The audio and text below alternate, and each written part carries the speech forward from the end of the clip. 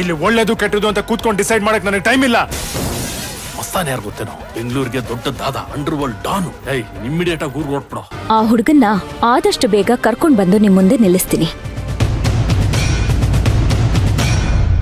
ನನ್ಗೋಸ್ಕರ ನೀವ್ ಇಷ್ಟೆಲ್ಲ ಶ್ರಮ ತಗೊಂಡಿದ್ದೀರಾ. ನಿಮ್ಗೆ ಎಷ್ಟು ಥ್ಯಾಂಕ್ಸ್ ಹೇಳಿದ್ರು ಸಾಲದು. ಇಟ್ಸ್ ಓಕೆ ಮಂತ್ರ. ನನ್ ಕಾಳಜಿ ಒಂದೇ, ಮದ್ವೆ ಅನ್ನೋ ವಿಚಾರದಲ್ಲಿ ಯಾವ ಹೆಣ್ಣಿಗೂ ದ್ರೋಹ ಆಗ್ಲಿ ಅನ್ಯಾಯ ಆಗ್ಲಿ ಆಗ್ಬಾರ್ದು. ಅವ್ರ ಜೀವನ ಸರಿ ಮಾಡೋದೇ ನನ್ ಗುರಿ.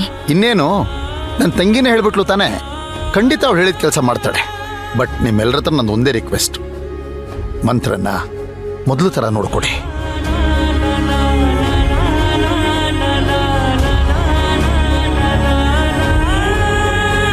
ನಿಮಗಿನ್ನೂ ಮಂತ್ರ ಮೇಲೆ ಅನುಮಾನ ಇದ್ರೆ, ನಿಮಗೆ ಯಾರಿಗೂ ನಂಬಿಕೆ ಬರದೇ ಇದ್ರೆ, ನನ್ನ ತಂಗಿ ಅಚ್ಚು ಜೊತೆಯಲ್ಲಿ ಮಂತ್ರನೂ ನಮ್ಮನೇಲೇ ಇರಲಿ.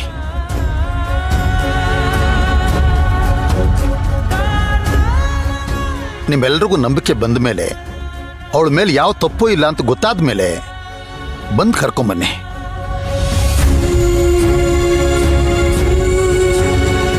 ಥ್ಯಾಂಕ್ಸ್ ಅಣ್ಣ, ನನ್ನ ಮೇಲೆ ಇಷ್ಟೊಂದು ಕನಿಕರ ಇಟ್ಟಿರೋದಕ್ಕೆ ಥ್ಯಾಂಕ್ ಯು ಸೋ ಮಚ್. ನನ್ನ ಸತ್ರು ಬದುಕಿದ್ರು ಅದು ಈ ಶಾಂತಿ ನಿವಾಸದಲ್ಲೇ.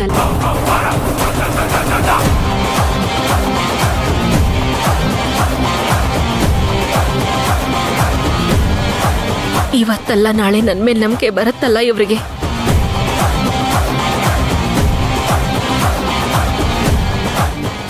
ವೆಯ್ಟ್ ಮಾಡ್ತೀನಿ.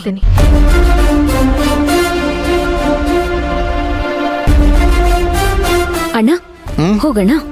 ಸರಿ ಸರಿ, ನಾವು ಹೋಗಿ ಬರ್ತೀವಿ. ಓಕೆ ಮಂತ್ರ, ಟೇಕ್ ಕೇರ್. ಓಕೆ ಶಾರುಖ್ ಅಂದ ಬಾಮ್ಮ.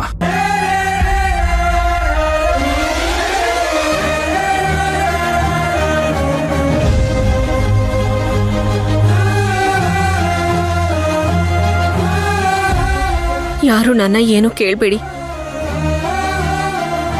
ನನ್ನ ಮೇಲೆ ನಿಮಗೆ ನಂಬಿಕೆ ಅನ್ನೋ ಭಾವನೆ ಬಂದ ಮೇಲೆ ನನ್ನನ್ನು ಮಾತಾಡ್ಸಿ. ಸತ್ಯ ಗೊತ್ತಾದ ಮೇಲೆ ನಿಮ್ಮೆಲ್ರಿಗೂ ಉತ್ತರ ಸಿಗುತ್ತಲ್ಲ.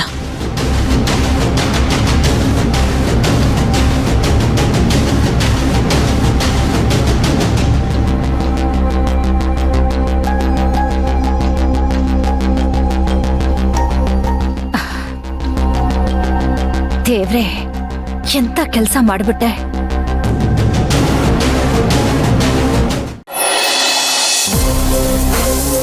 ಮೊನ್ನೆ ಅರ್ಚನಮ್ಮ ಬಂದ್ರು, ಮಂತ್ರನ ಬಚಾವ್ ಮಾಡಿದ್ರು.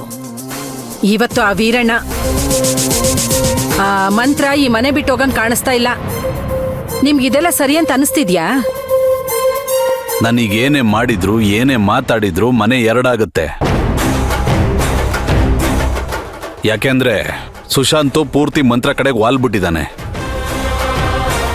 ನಾವಿಲ್ಲಿ ಯಾರಿಗೇನೇ ಹೇಳಿದ್ರು ಅದು ಸರಿನೋ ತಪ್ಪೋ ಅಂತ ಯೋಚನೆ ಮಾಡೋ ಮನಸ್ಥಿತಿಲೂ ಇಲ್ಲ. ಹಾಗಂತ ನಾವೇ ಸುಮ್ನಾಗ್ಬಿಟ್ರೆ ಈ ಶಾಂತಿ ನಿವಾಸದಲ್ಲಿ ಅನ್ಯಾಯ ಗೆದ್ಬಿಟ್ಟಂಗಾಗಲ್ವಾ? ಸಾಧನ, ಇಲ್ಲಿ ನ್ಯಾಯ ಯಾವುದು ಅನ್ಯಾಯ ಯಾವುದು ಅನ್ನೋದಕ್ಕಿಂತ ಮಂತ್ರ ಒಳ್ಳೆವಳ ಕೆಟ್ಟವಳ ಅನ್ನೋ ಗೊಂದಲದಲ್ಲಿ ನಾನಿದ್ದೀನಿ. ವೀರಣ್ಣವ್ರು ಹೇಳಿದ್ದನ್ನ ಒಪ್ಕೊಂಡು ಸುಮ್ಮನೆ ಬರಲಿಲ್ಲ.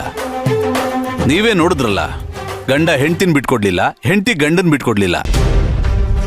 ಇದು ಲೋಕಾರೂಢಿ, ನನಗೂ ಗೊತ್ತು. ಆದ್ರೆ ಇಲ್ಲಿ ಇವರಿಬ್ರು ಗಂಡ ಹೆಂಡ್ತಿಯಾಗಿದ್ದಾರಾ ಇಲ್ವಾ ಅನ್ನೋದೇ ನನ್ಗಿನ್ನೂ ಗೊಂದಲ.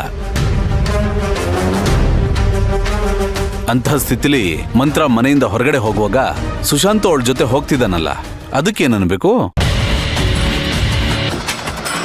ಹೇಳಿ, ನೀವಿಬ್ರು ಹೇಳಿ, ಏನನ್ಬೇಕು? ಸಾಧನ, ಇದು ಸಂಬಂಧಗಳ ಮಧ್ಯೆ ನಡೀತಿರೋ ಸಂಘರ್ಷ. ನಾನು ಎಷ್ಟೋ ಹೇಳಿ ನೋಡಿದೆ. ಸುಶಾಂತ್ ಮಂತ್ರ ಜೊತೆ ಹೊರಗಡೆ ಹೋಗ್ತೀನಿ ಅಂದಾಗ ನಾನು ಸುಮ್ಮನಾಗ್ಬಿಟ್ಟೆ.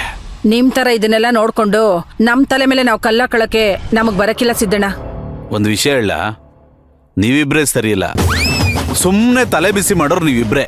ಅಲ್ಲ, ಏನ್ರಿ ಇದು? ನಮ್ಮನೆ ಅಂತಿದ್ದೀರಲ್ಲ. ಮತ್ತಿನ್ನೇನು, ನೆನ್ನೆವರೆಗೂ ವೀರಣ್ಣ ಅರ್ಚನವ್ರ ಪರ ಇದ್ರಿ, ಒಂದೇ ರಾತ್ರಿಲಿ ಪಕ್ಷ ಬದಲಾಯಿಸ್ಬಿಟ್ರಲ್ಲ. ಮಂತ್ರನ್ನ ಅರ್ಥ ಮಾಡ್ಕೊಳ್ಳೋದಿರ್ಲಿ, ನನಗೆ ನೀವಿಬ್ರೇ ಅರ್ಥ ಆಗ್ತಿಲ್ಲ. ರತ್ನಮ್ಮ, ನೀವು ರಾತ್ರಿ ಎಲ್ಲ ನಿದ್ದೆ ಮಾಡಿಲ್ಲ ಅನ್ಸುತ್ತೆ. ಮನೆಗೆ ಹೋಗಿ ನಿದ್ದೆ ಮಾಡ್ಕೊಂಡು ಬನ್ನಿ. ಹಾ ನನಗೆ ಟೆನ್ಷನ್ ಆಗಲ್ಲ.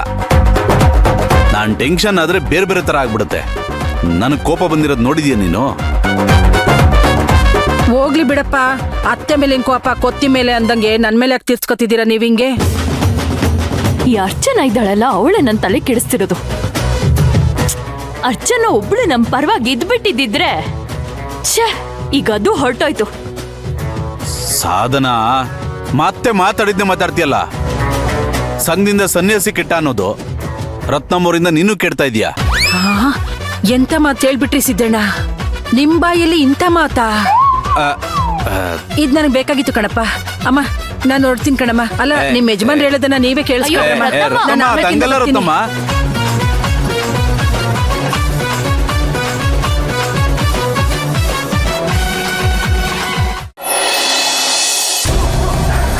ಯಾರ ಹತ್ರ ಊಟ ಮಾಡಲ್ಲ ಅಂತ ಹೇಳೋದು? ಕಲ್ಲನ್ನು ಮಾತಾಡ್ಸೋ ಈ ಪೊನ್ನಪ್ಪನ ಹತ್ರ ನನ್ನ ಹತ್ರನೇ ಆಟ ಆಡ್ತೀಯಾ?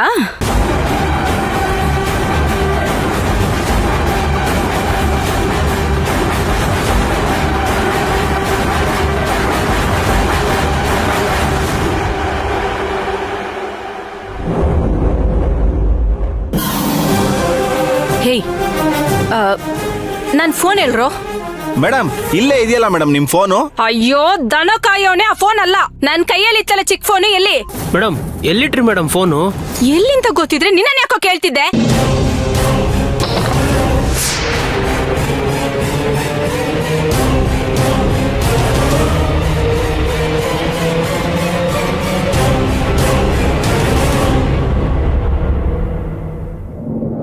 ಅಲ್ಲಿಡು.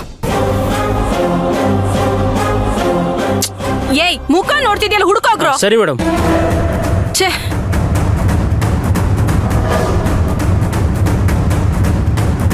ಏಯ್, ನಮ್ ಮೇಡಮ್ ಫೋನ್ ಏನಾದ್ರು ನೋಡಿದ್ಯಾ ಇಲ್ಲಿ?